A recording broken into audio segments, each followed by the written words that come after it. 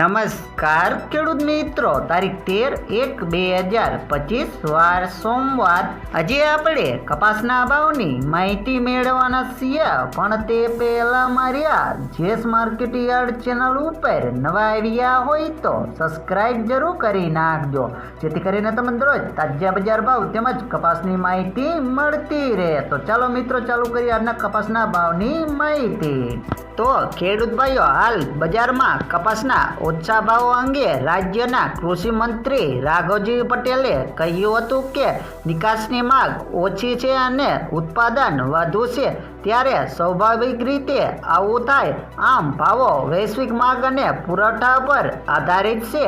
તો ખેડૂતોને ગયા વર્ષે જેવા રેકોર્ડ બ્રેક ભાવ મળવાની આશા હતી અને સારા ભાવની આશા રાખીને નાના ખેડૂતોએ કપાસ ભેગો કરીને રાખ્યો છે, પણ તેમની આશા પર પાણી પડ્યું રહ્યું છે. જાણકારોનું કહેવું છે કે વિશ્વના ચોથા ભાગનો કપાસ ભારતમાં પાકે છે, જ્યારે ગુજરાત દેશભરમાં કપાસના ઉત્પાદનમાં મોખરે છે.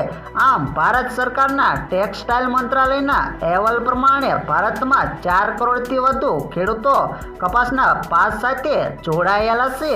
જો કે આ મામલે સરકારનું કહેવું કંઈક અલગ જ છે.